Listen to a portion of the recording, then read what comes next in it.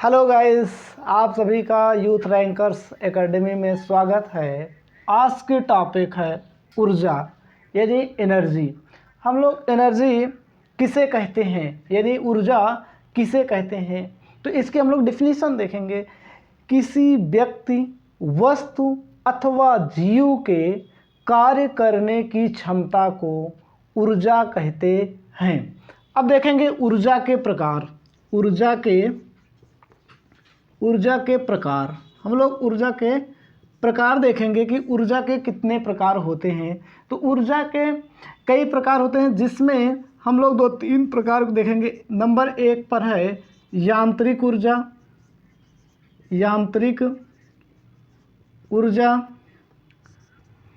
प्रकाश ऊर्जा, विद्युत ऊर्जा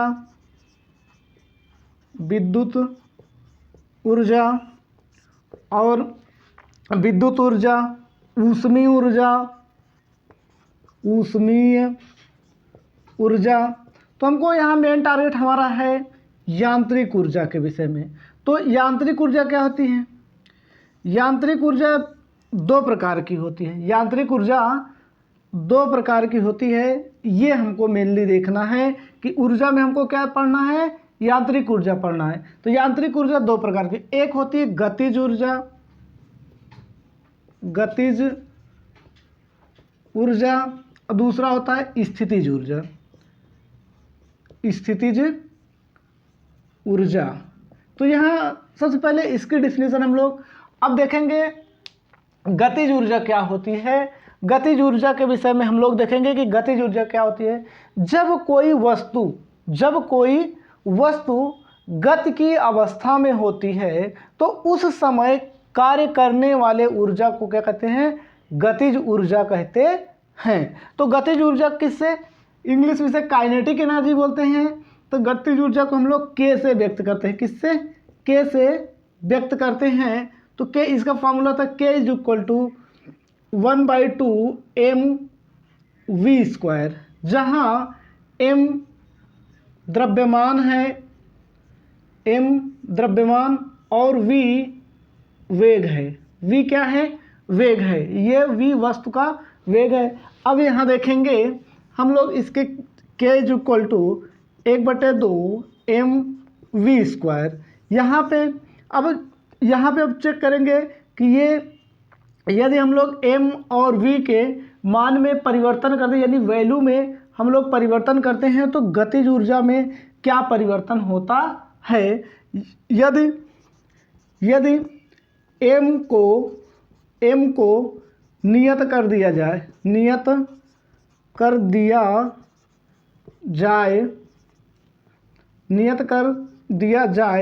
और वेग को 2 गुना कर दिया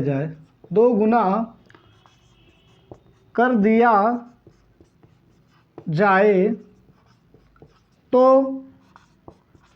गतिज ऊर्जा कितने गुना हो जाएगी?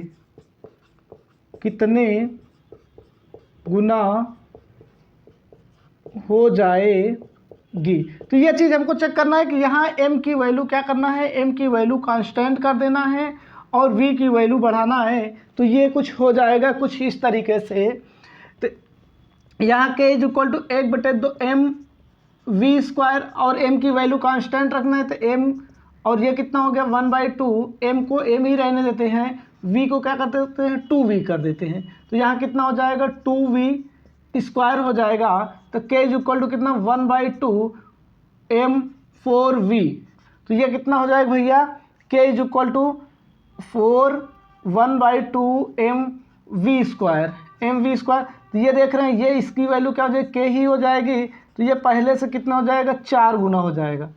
पहले से यहाँ देखते हैं हम लोग, पहले से 4 गुना हो जाएगा, 4 गुना आपका हो जाएगा। यहाँ पे देखेंगे क्योंकि ये देख रहे हैं, क्योंकि ये 4 हो जा रहा है, तो ये कितना हो जाएगा k is equal to 4k हो जाएगा।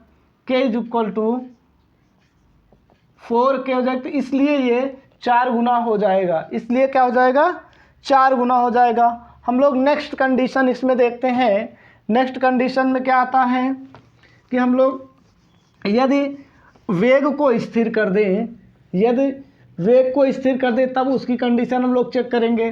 तो सबसे पहले हम लोग देखेंगे कि यदि पॉइंट में ये निष्कर्ष निकल कर आता है, यदि वेग को बढ़ाते हैं तो गतिज ऊर्जा स्क्वायर के रूप में जो है कि बढ़ती है। अगर ये देखते हैं कि जो k है, यदि v की वैल्यू को इंक्रीज करते हैं तो k की वैल्यू ऑलरेडी क्या हो जाती है, इंक्रीज होती है। तो हम लोग देखते हैं यदि वेग को क्या बढ़ाते हैं तो गतिज ऊर्जा क्या हो जाती है, बढ़ जाती है, क्योंकि यहाँ से देखेंगे ये एक दूसरे के क्या होते हैं, नल होते हैं, इसलिए ये क्या हो जाएगा v स्क्वायर, यदि v स्क्वायर हो जाएगा। अगर ये v यदि वेग को इंक्रीज करते हैं तो k जो है कि ऑलरेडी यानी गतिज ऊर्जा ऑलरेडी क्या हो जाएगी, बढ़ जाएगी। तो हम लोग यदि हम वेग को स्थिर करें तब क्या होता है, यदि वेग को हम लोग क्या कर दें, v को नियत कर दें, v को क्या कर दें, नियत, v को नियत कर दें और फिर m को क्या करें, m को बढ़ा दें, m को क्या करें, बढ़ाने पर, यानी m को बढ़ाने पर n को इंक्रीज कर दें तो क्या हो जाएगा, k is equal to formula तो 1/2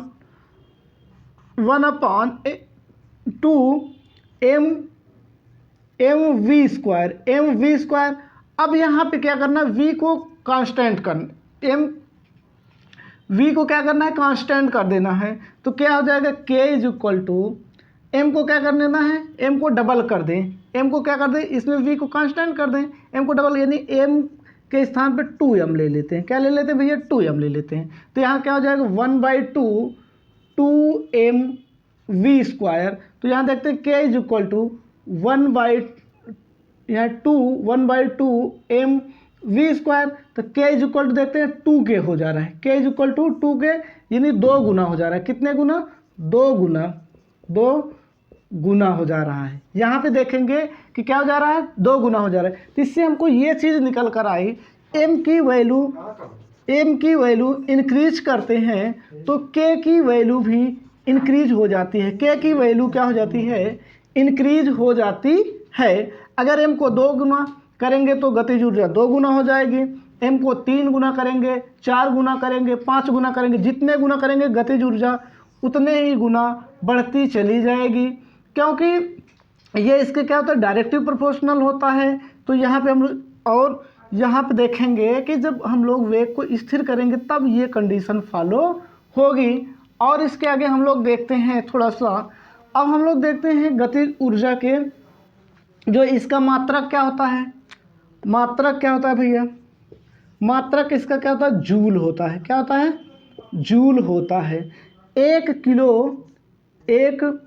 किलो जूल बराबर 1000 जूल होता है। फिर नेक्स्ट पॉइंट में यह एक अदिश राशि, यह कैसी राशि है, यह अदिश राशि है, यह अदिश राशि है। ये जब देखा जाए कैसी राशि, तो यह अदिश राशि है। अब हम लोग देख लेते हैं थोड़ा सा गतिज ऊर्जा और संवेग में संबंध, गतिज ऊर्जा और संवेग में संबंध। गतिज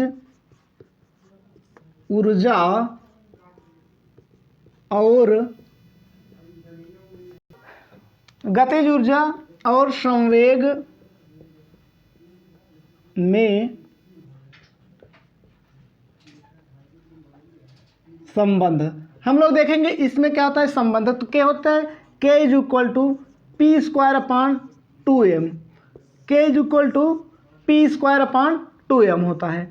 अब यहाँ पे क्या करेंगे, यहाँ पे हम लोग थोड़ा सा पॉइंट ये चेक करेंगे, P square upon 2m, k is equal to P square upon 2m होता है। तो यहाँ पे हम चेक करेंगे, यदि यहाँ पे पॉइंट हम लोग देखेंगे, यहाँ से हम लोग डायरेक्टली क्वेश्चन या तो आपको p की वैल्यू कुछ गिवन होगा, m की वैल्यू कुछ, यहाँ से हम लोग काइनेटिक एनर्जी यानी गतिज ऊर्जा का मान निकाल सकते हैं। लेकिन हमको पॉइंट में जो चेक करना है, पॉइंट वाली बात जो अब यहाँ पे कहते हैं m को एम को नियत कर दिया जाए, एम को नियत कर दिया जाए तो क्या हो जाए, एम को नियत कर दिया यानी एम बराबर एम कर दिया जाए, और पी को 2 गुना कर दिया जाए, 2 गुना कर दिया जाए तो ये गतिज ऊर्जा कितने गुना हो जाएगी, ये हमको देखना है गतिज ऊर्जा किस तरीके से इंक्रीज करेगी। तो क्या हो जाएगा, के इज इक्वल टू ये कितना हो जाएगा, पी स्क्वायर कितना 2p रख देंगे, 2p स्क्वायर अपान क्या हो जाएगा 2m। तो अब ये कितना, K is equal to 4p square upon 2m। ये देखते हैं तो ये इतना p ऑलरेडी था, k था, तो k is equal to 4k, तो यहाँ देख रहे हैं कि कितने गुना, 4 गुना हो जा रहा है। k की वैल्यू जो गतिज ऊर्जा कितने, यहाँ आप देखेंगे गतिज ऊर्जा 4 गुना हो जा रही है, कितने गुना, 4 गुना हो जाएगी। ये चीज़ हम लोग देखेंगे कि यदि ये संवेग हो गया, के संवेग और गतिज ऊर्जा और संवेग में संबंध K is equal to P square upon 2m है। यदि यहाँ m को हम लोग क्या कर देते हैं, नियत कर देते हैं, और p को 2 गुना कर दिया जाए तो गतिज ऊर्जा कितनी हो जाएगी, 4 गुना हो जाएगी। ये आपका जो है कि पॉइंट में आपको क्वेश्चन डायरेक्ट पूछा जाता है। यहाँ पे और एक निष्कर्ष ये निकल कर आता है, यदि संवेग p की वैल्यू इंक्रीज करती है तो k की वैल्यू ऑलरेडी जो है कि इंक्रीज करती है। ये चीज़ हमको एकदम बेसिक से क्लियर होना चाहिए। फिर इसमें क्या करेंगे, यदि p की वैल्यू इंक्रीज करते हैं, इस वाले कंडीशन में p की वैल्यू इंक्रीज कांस्टेंट करके m की वैल्यू इंक्रीज करते हैं तो k की वैल्यू ऑलरेडी क्या हो जाएगी, डिक्रीज हो जाएगी। इस कंडीशन में अगर m की वैल्यू हम लोग इंक्रीज करते हैं और k की वैल्यू क्या हो जाएगी, डिक्रीज हो जाएगी। कब, जब p को क्या करेंगे, p को नियत कर देंगे, तब ये कंडीशन में ये वाला फॉलो होगा। तो हम लोग नेक्स्ट एक क्वेश्चन लेकर देख लेते हैं, इन सब पे एक छोटे छोटे क्वेश्चन को लेकर हम लोग देख लेते हैं कि क्या क्या चीज़ें होती हैं। यहाँ पे हम लोग देखेंगे कि 15 किग्रा द्रव्यमान का एक गोला 6 मीटर प्रति सेकंड के एक समान वेग से गतिशील होगा, गोले की गतिज ऊर्जा कितनी होगी। तो यहाँ पे हमको दिया है m की वैल्यू 15 kg दिया गया है, और आपको v की वैल्यू 6 मीटर पर सेकंड दिया गया। तो हमको k की वैल्यू फाइंड करना है, तो k इज इक्वल टू क्या होता है भैया, 1/2 mv स्क्वायर। यहाँ पे रखेंगे k is equal to 1/2 m की वैल्यू 15 कर देंगे और इसको क्या कर देंगे, स्क्वायर कर देंगे। ये हो जाएगा 1/2 ये कितना 15 और ये कितना हो जाएगा 36 हो जाएगा। इसको काट देंगे, 2 × 9 2, ये कितना हो जाएगा 18। अब इसको कर देंगे मल्टीप्लाई, 18 पंचे 90 के 0 हासिल 9, 18 × 9 18, 18 में 9 जोड़ेंगे 18 9 27, 270 जूल आ गया। ये आपका आंसर क्या हो गया, 270 जूल हो गया। यहाँ से हम लोग अब नेक्स्ट जो है कि हम लोग देखेंगे नेक्स्ट सवाल नंबर जो है कि नेक्स्ट सवाल पे नंबर 2 पर देखेंगे, जो अब हम लोग संवेग के विषय में देखेंगे, है ना। नेक्स्ट सवाल एक है, तो देखेंगे हम लोग, कह रहा है कि 15 किग्रा द्रव्यमान का एक पिंड जिसका संवेग 30 किग्रा इंटू मीटर पर सेकेंड है, तो उस पिंड की गतिज ऊर्जा कितनी होगी, यानी के आपको फाइंड करना है। और दिया क्या गया है, m दिया गया है 15 kg और p आपको दिया गया है 30 kg मीटर पर सेकेंड आपको दिया गया है। आपको k इज इक्वल, फार्मूला क्या होता है, k is equal to p square upon 2m। ये आपका क्या हो गया, फार्मूला हो गया। तो यहाँ पे देखेंगे k is equal to p की वैल्यू कितना 30 का स्क्वायर कर देंगे बट्टे 2 गुणे कितना 15, तो ये कितना हो गया 30 गुणे 30 कर देंगे, और ये कितना 15 दूनी 30, तो ये दोनों कैंसिल हो गए, तो बचा कितना 30 जूल। के की वैल्यू आपकी कितना हो गया भैया, 30 जूल हो गया।